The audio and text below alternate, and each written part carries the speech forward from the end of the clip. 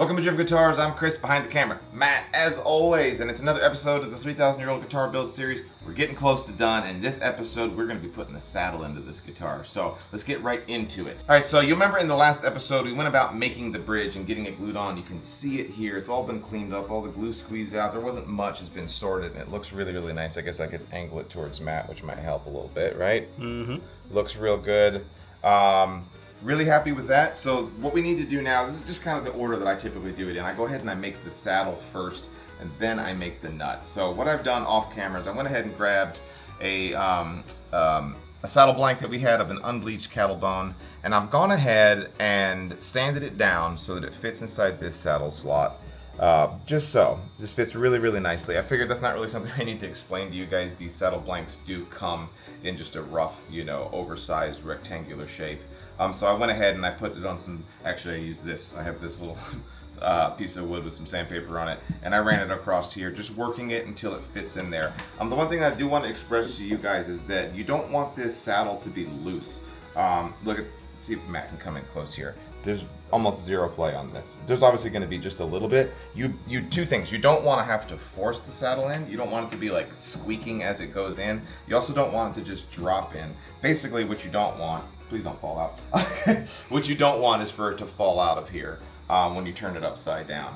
And remember that at this point we are still probably going to buff this out, so it is going to get ever so microscopically thinner when we do the buff out on it. So just think about that when you make it. But if you've got your saddle blank made and you've finally got it fitting inside here and it looks really good, the next thing that I would like to do on this is actually put a flat bottom on here.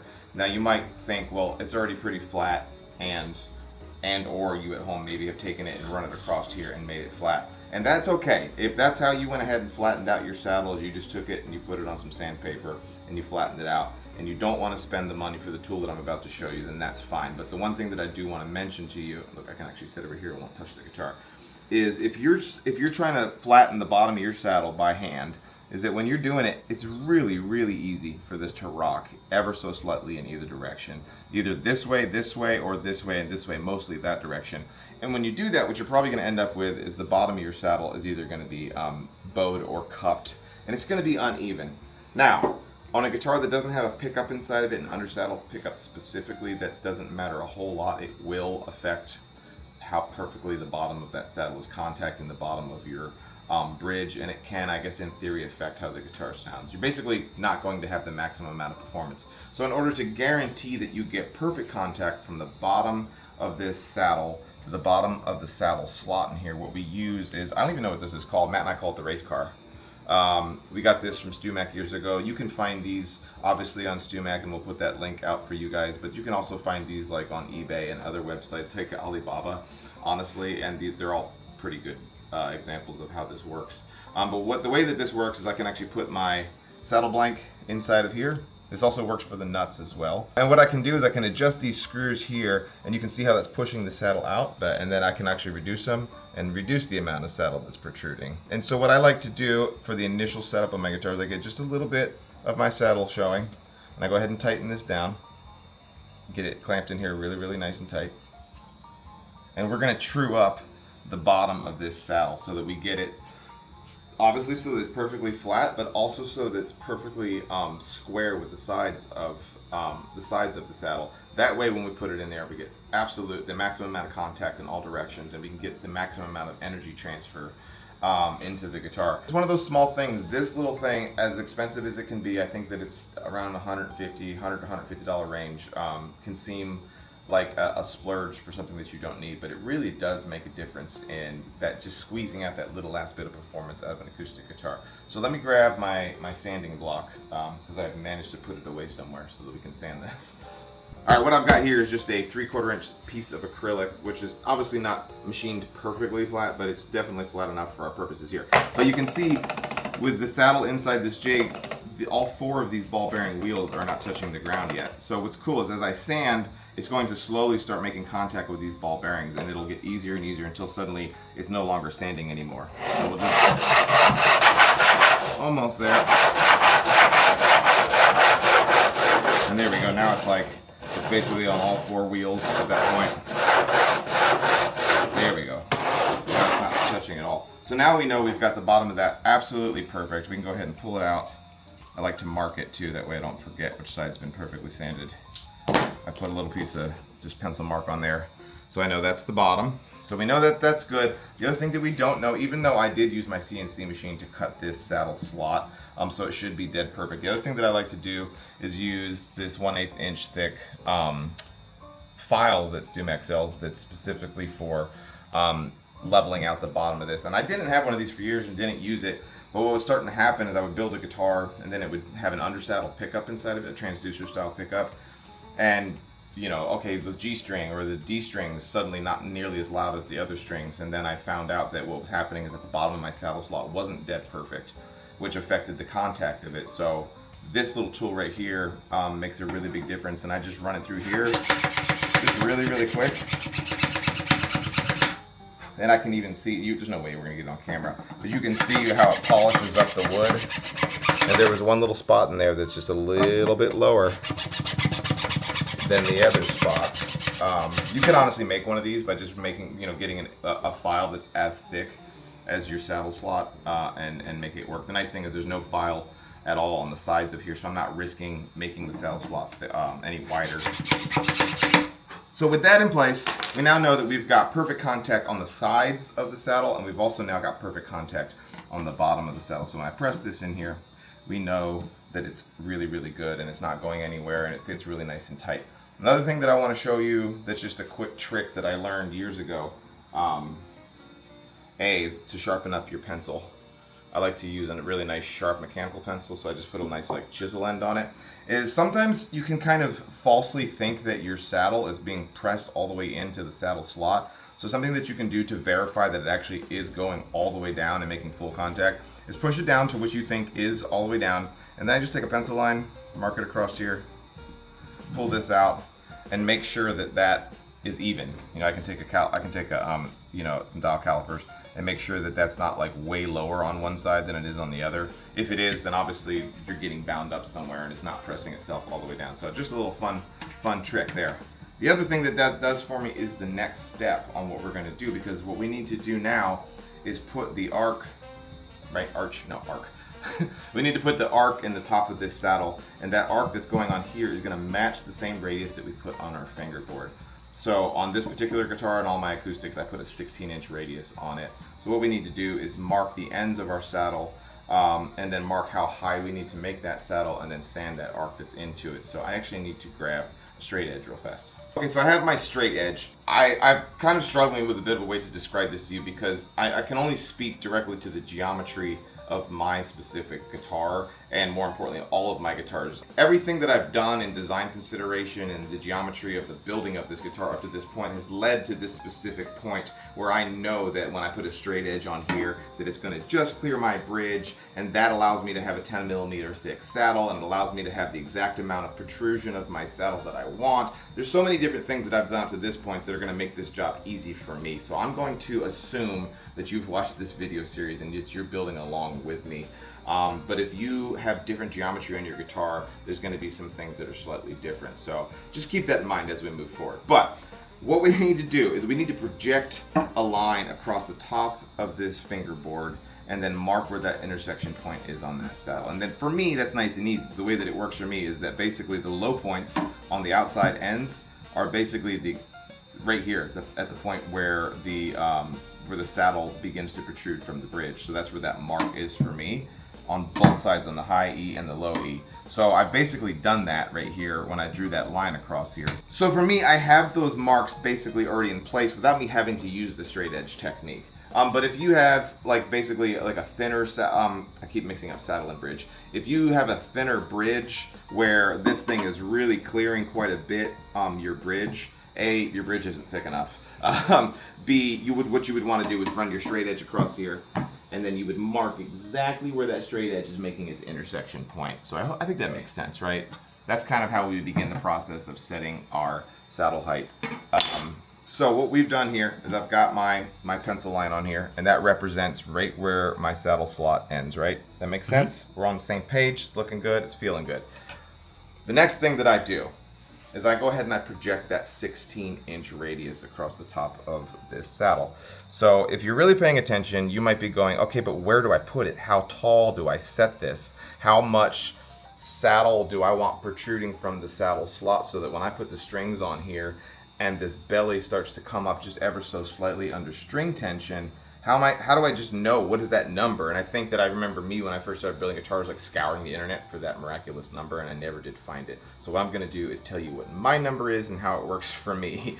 I actually come up about 1.5 to 1.75 millimeters from that mark that we have on here. So what I'm gonna do, I'm gonna go ahead and set my calipers here to, I don't know, let's do 175. So I got my pencil, I'm over here on the far outside, and we're gonna come up 1.75. Sorry, Matt. Sorry, so sorry. And we're gonna do the same thing on this side. I swear. I'm not used to doing this for an audience. I swear this never happens. And we're gonna mark 1.75 inches above that side. I'm so sorry. Okay, so I've got my marks, right? I've got, obviously, like I said, this long line that's running across here represents that intersection point where my saddle is, and I've gone up 1.75 millimeters and I put this mark. Now I'm going to grab this radius gauge that I've got right here, and I've got a 16-inch radius, which once again matches the radius that I have on my fingerboard, and we are going to just connect those dots, those two 1.75 millimeter dots.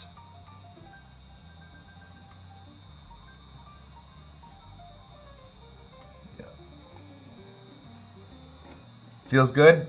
That makes sense, right? Mm-hmm. So what we're going to do now is we are going to run over to the edge sander, and I'm going to sand that into it. If you don't have a power tool or edge sander, I guess what you'd have to do is get yourself a wooden block and just slowly do it this way. Or you could put it in a vise and start filing it down. Most people have, if you're into guitar building, you're going to have some sort of small sander, benchtop sander, so that's where we're going to do that real quick. So I'll run over there, put that radius into it, and I'll show you what the next step is. Okay, beautiful. We got the top radius put into this, and it's looking really nice. I like to leave the pencil line on here because what it does is it allows me to realize that the pencil is facing the front of the bridge, so that I don't get it mixed up on which way it goes which. Because the next thing that we need to do on this is actually put the radius on the top of it, as well as put the compensation into it. But I can't do that step until we figure out where the bridge pins are going to go. And the bridge pins location is determined by the string spacing on the guitar. And the way that we do that is we use this string spacing gauge. I honestly have used this since my very first build. I have like 2 of these, and this is one of the I don't know if this is the OG one, but it's dang near close, and it's got like some faded markings on here from other guitars that I've used. But for this particular step, I actually don't use any of my like pre-saved analog presets that we've used on here. I do it this way. Let me show you. What I do is I put a piece of tape behind the saddle, and we're going to use that so that we can actually mark on this bridge without damaging it or scratching it or anything like that. And what I do is I take that same straight edge that we had, and we run it to the side of the fingerboard. So I'll give Matt show you that. You can see that I'm like bumping it up against the side of the fingerboard. I want to mark basically where that intersects with the saddle, where that intersects with the bridge, as I mix them all up over and over again. So we're going to put ourselves a nice Sharpie line right there.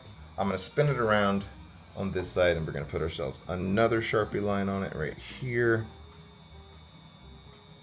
And what that does, like I said, represents the farthest outer extents of where our neck intersects with the guitar. Then what I like to do is I come in here with our string spacing gauge.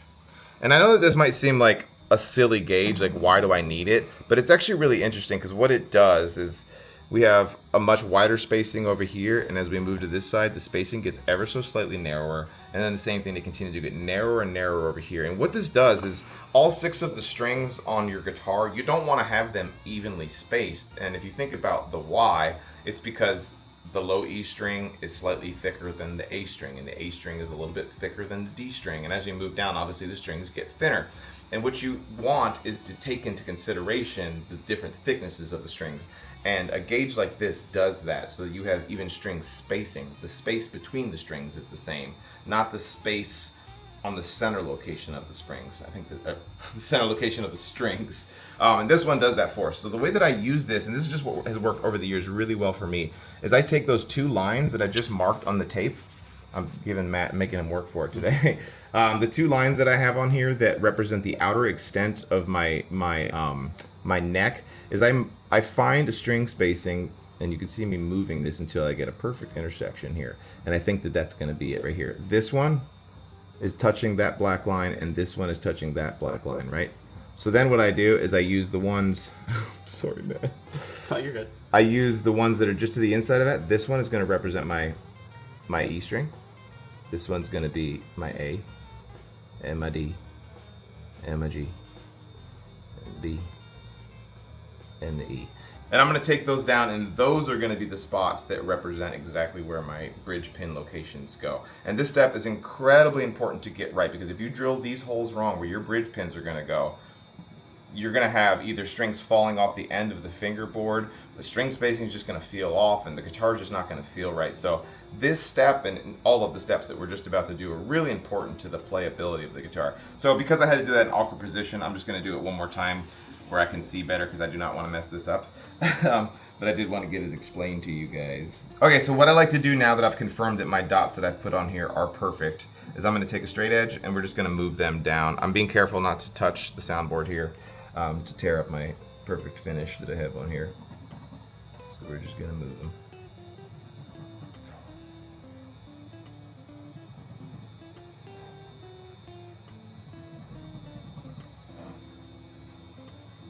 Okay, so what like I said, these black lines here represent the outside extent of my fingerboard, and then all 6 of these dots in here represent my strings. I think that makes sense. Yeah. I'm going to, once again, go back and confirm, because I've just marked it again with a pencil, just to make sure that we're good to go. I have done this before where I didn't do it right, and nobody's a winner. Nobody's a winner when that happens. Those look really good. So the next thing that we need to do is then mark the location exactly where we're going to put those bridge pins. This one's important. Where you're going to drill these holes, how far away or close they are in relation to this saddle slot is going to affect, here we go, this is my saddle. If I drill them really far away from the back of the saddle, we're going to get a shallow break angle across the back of the saddle. If I drill them really close to the saddle, we're going to get a really steep break angle. And those things make a difference in the tonality of the guitar. The tighter and the closer that it is and the steeper that break angle is, typically the more trebles and highs in the projection that you have. The further away that it is, the softer and a little more warm and bassy frequencies you'll get. That's a very broad statement. But for me, what I do is I do 9 to 10 millimeters is my setback that I do for the center of the holes that I'm going to drill. That's what works for me. I really like the way that my guitar sounds, so I stick with that because it's a factor that I know that I can control. I've recently started making them 10 millimeters, getting away from the 9 millimeters, just to give it just a little bit less of a break angle. So that's what we're going to do on here. I'm going to go ahead and set my calipers to 10 millimeters. And we're going to mark them holes. We're going to not push on it super hard. That gave us a spot. And then I'm going to take a scratch awl. You can find something, even like an old nail or something, and do this. But I'm going to mark exactly where those all intersect so that we know where to drill. Making sure that these are perfect, because this is going to, like I said, affect your string spacing. So you want to make sure that these are dead perfect. I can't overemphasize that enough. Those look good. I'm going to triple, quadruple check one more again before I pull this tape off. That looks really nice. So I'm going to go ahead and pull my tape off now. And what we are left with is microscopically 6 little spots where we're going to drill our holes and we're going to put our bridge pins in. So I'm going to go, I need to grab my bridge pins and my drill, and then we're going to do this completely by hand. I know that that's a little scary, but the idea of putting this in a drill press is equally as frightening. So I know that I can at least trust my hands. I don't know that I can trust the drill press with this entire guitar body inside of it. So I'm going to grab my hand drill and the drill bit. So let me do that. All right, so we've got our bridge pins. The much controversial and talked about on this channel, the unslotted bone Waverly bridge pins is what we use and we've been using forever, and they just work super good. I love them. Come at me in the comments if you think slotted pins are better, but we're using unslotted pins, and what we're going to use is a 5-degree reamer because it matches the taper that's on these bridge pins, and we're going to go ahead and drill these holes. So what I like to do is I usually take a caliper towards the very bottom end of my bridge pin. This is reading 3.7 millimeters. I've gone ahead and grabbed a drill bit. I can't even remember it's at 3.9 millimeters. So what you don't want to do is drill, obviously, your bridge pin holes at the diameter that it is up here, because it's not going to give you room to ream it. So I start with something smaller and we go from there. But we're going to go ahead and trust our marks. We're going to put a really good brad point drill bit on here so that we don't get this to walk at all. And we're going to go ahead and get the point of that brad point bit inside of there. Get my drill so that I know that I can trust it in the plumb direction on this guitar. We've got the guitar sitting ever so slightly at an angle because it's sitting on this neck rest here. I like to push down nicely on the guitar so that it doesn't wobble around. More importantly, so that once the drill bit goes all the way in and I go to pull it out, that it doesn't get stuck in there and kind of like chatter around at all. If you don't want to do this by hand and you'd rather do it with a drill press, I totally understand, because this does seem kind of a Jankosaurus Rex. But I've been doing it for years and it works really well. So we're going to let her rip, tater chip.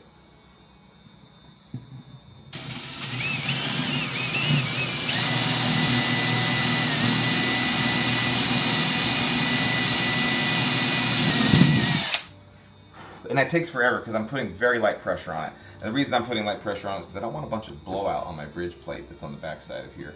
I guess you could put some masking tape on there, but with a really good brad point bit, you typically don't get blowout. So we'll just keep doing all 6 of them. Those are drilled. They're looking really good. I was kind of thinking about it while I was drilling those. These are probably the 6 most important holes that you're going to drill in this guitar as far as how accurate that they need to be in their location. So I'm really happy with where they've gone. They look good. So what we need to do is we need to ream these holes, and we need to ream them to a specific depth, and that is so that these will go in and they will be at their tightest point, basically right as they start to bottom out on that very first piece of like decorative carving that's on here. And I have, just because over the years of me doing it, you can just see it's kind of faded. I need to re-up it, actually. I have a mark on here, which is my like slow down mark. Once I kind of hit that mark on here as I'm reaming, I know that I need to like start checking my work. So what I'm going to do is I'm going to start on the end that's facing you guys. I'm going to push down on my guitar so that it's nice and stable. I don't want it to be like rocking back and forth as I do this, because it can affect the reaming process. But you can see, look, this barely even fits inside there. So that's a really good thing to me. And we're going to just try to keep this as plumb as possible. Only going in one direction. We'll stop right around there, because what happens is these flutes kind of get clogged up with material. And I just knock that out. So it is a little tedious. You do have to make sure that you're keeping this nice and clean. It goes faster the further you go. So we're just starting to get to my mark. So I'm going to stop. We're going to check our work at this point. And that's going to be perfect. So it's still just needs to go. Actually, it's a little too deep because we have one more step that we're going to do, and I'll show you that here in a second. But this is exactly where I like to have mine. I can't, there's like almost no wiggle in this at all right now. It fits almost dang near perfect. But after I do the next step, it's going to allow that bridge pin to go in just a little bit deeper. But let me go ahead and do the same thing across all 6 here, and then I'll show you what that next step is. Okay. All 6 of these bad boys are in place, and what we've got, as you saw earlier, these are all just going in, like that one's just bottoming out right before it hits that decorative piece. Same thing there, same thing there. They kind of like click when they're in the right spot.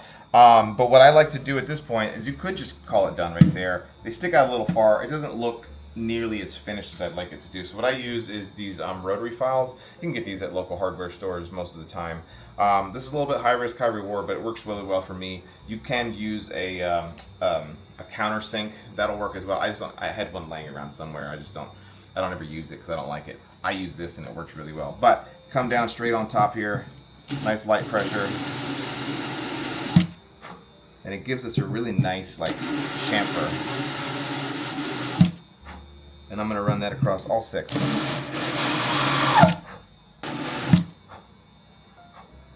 Cool, those look really good. And the other thing that you'll find is, because now that pin can go in a little bit further, now it's perfect. That's exactly how we want it to sit in there. It's nice and tight. You can actually see if I give it a spin, like now it'll, like as I try to pull it out, it's like locked in place. And that's what you want. So what you need to do if you're doing whatever bridge pins you're doing, somewhere in the description of them, hopefully you'll be able to find what the taper is. Typically, you'll either have a 3-degree taper or a 5-degree taper. These unslotted Waverly pins are a 5-degree So that's the important thing, is that you make sure your reamer matches the taper that's on your bridge pins. So I'm just going to set these all in place, make sure that they all go to the right height that I want. If some of them are sitting a little high, I'll just touch them with the reamer. It's looking like we got it perfect. Oh, no. So the A string's just sitting just a kiss high. And so in that case, you'll see, I just want you guys to see how very little I'm going to take off. I'm going to go, and that's it. And we'll check it again, because it doesn't take much at all to get it. Yeah, and that kind of got it right where I wanted it. Bridge pins in place, looking really, really good. The last thing that we need to do before we can call the bridge pins done, and then we can do that last step of putting the compensation into our saddle, is we are going to put the slots inside of our bridge. We've done videos on this in the past. Hopefully maybe we'll put a little graphic up here that you guys can click on if you want to see our video about the why we use the unslotted pins and why this slot that we're about to put into the bridge is so important. I'm not going to get into that in this video, but what I am going to do is go ahead and cut those slots. And all that's going to involve me doing, let me pull these out of the way here, is I'm going to sit here with this guitar body, and I'm going to get the absolute top center of my each bridge pin location, and I'm going to mark it, and then we're going to work ourselves to a slot that the string and the ball end can lock into. And we're going to do that across all 6 strings here, using this tool that I have. Some folks will make their own out of a hacksaw blade that you can kind of cut up and make work really well for this. I like this one because it's gauged correctly and I know that the string's going to clear it. But yeah, we'll just knock out all 6 of these. Alright, so we got our slots cut. They're looking good. Matt didn't want to sit through it. That process is just tedious and kind of annoying. It's like one of my least favorite parts, but they're in there. They look really nice. I think you can see the point there. That's going to give us plenty of room for our string to be able to, let's see, we've got our bridge pins in now. You can see that the strings are going to clear the pin and then come up through that slot, and they look really, really nice. Okay, now that we've got those in, we can do the last step that we needed to do to get this saddle finished. Though what I like to do is put this in, and the reason why we couldn't do this step until we put our bridge pins in is because we didn't know where our string locations were going to be exactly. So what we're going to do is, specifically on the B string, is going to be a different compensation than it is on the rest of the strings. So I come up here and I mark right between the B and the E, and I mark right between the B and the G. So that is where our B string is going to cross. It's going to cross right around there on our saddle. So we can take this and then move over to our nut and saddle vise and go ahead and do our compensation, and I'll walk you through that real quick. We've got our saddle vise over here. This is something that is a silly, it seems like a silly tool. I don't know how I would do this without this. I mean, Matt and I use this all the time, because what it does is it gets this jaw up and out of the way so that you can actually work on this without banging into the vise itself. So I like to use this diamond. I like to use this triangle shaped file that I have had forever. I think that I accidentally acquired this when I got out of the Air Force. Don't tell Uncle Sam. It's your taxpayer dollars at work right there. I think what do they call it again? What is it when it's been so long you can't get in trouble for it anymore? Statute of limitations. Statute of limitations is up now on that. This file is just it's the file. Matt and I, where's the good file at? We love this one. But it's actually perfect because it is the exact width of the compensation slot that I want to do. So I do the B slot first. But what I'm going to do is I'm going to go ahead and put Sharpie across the top of here. I only use the driest of Sharpies. Oh, here we go. Yeah. Right where that B string is going to go, I'm going to come in here. And we're going to just knock ourselves a nice little slot into it.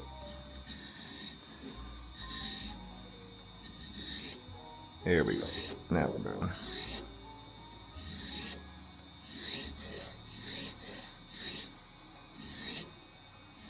And we're going to kick it back to a little over the halfway mark of the width of this saddle.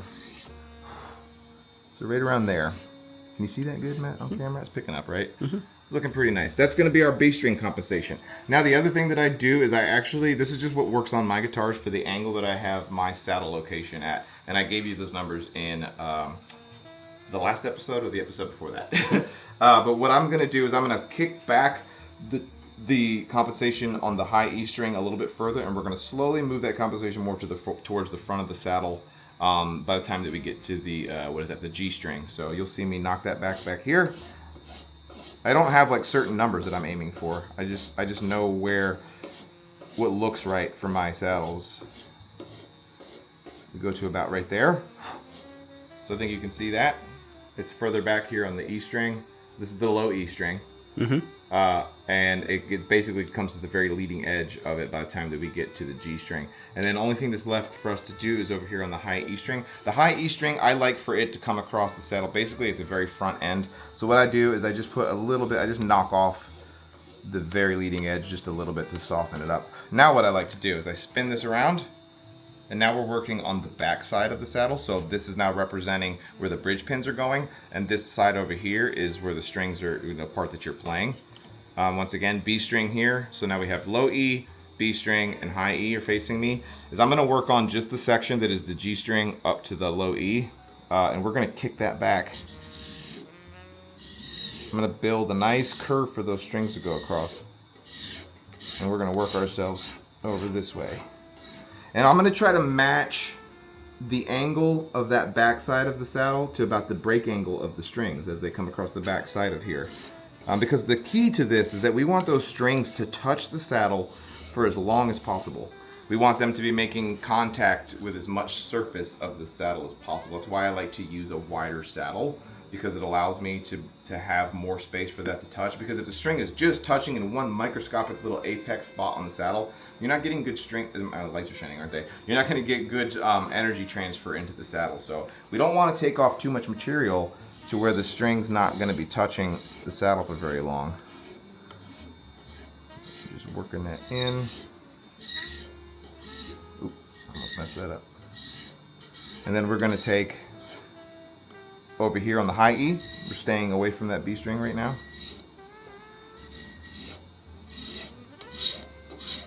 I'm gonna get that nice and worked in.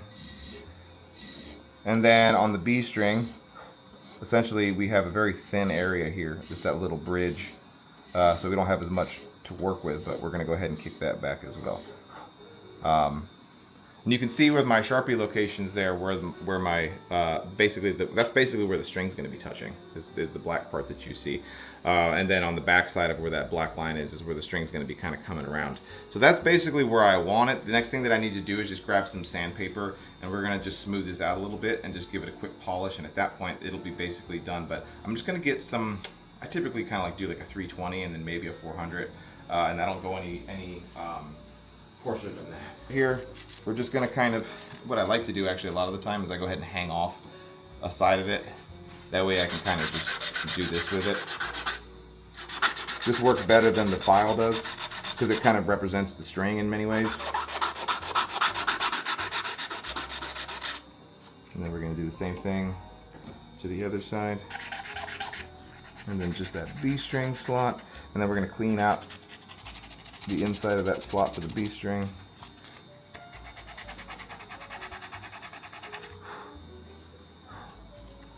That looks good. We're gonna hit it with the 600 grit. This is what I have here. So we're skipping the 400 just because I didn't have any. And that is basically it. At this point, you could go ahead and call this saddle done. I like to put mine on the buffer real quick and give it a bit of a shine up because it just looks really nice. And I think that customers kind of expect their saddle to look nice and shiny. Plus, I do want it to be shiny and like a nice spot for that string to just smoothly glide across it. If it's got burrs and stuff on it, that is potentially a spot where you could have a string break, and that's not fun for anybody. So I'm gonna fire up the buffing wheel real fast, polish this thing up, and I'm gonna show you kind of how it all comes together here on the guitar. Oh yeah. All right, so we got everything pushed in. I did want to show you guys this. This is proof that everything is perfect, that everything is fitting in just tight enough, is that we can actually turn the guitar upside down and none of that stuff falls out. But at the same time, it's very, very easy for me to pull out. Like, I can give it a little bit of a twist on these bridge pins. So that's kind of, if you're doing it right, that's what you really want. So shoot for that on your guitar and you will be successful. So what we're gonna do in the next episode is we're gonna go ahead and make the nut for this guitar, and then it's time for some strings. So I hope you guys learned a bunch in this episode, and we'll see you in the next one.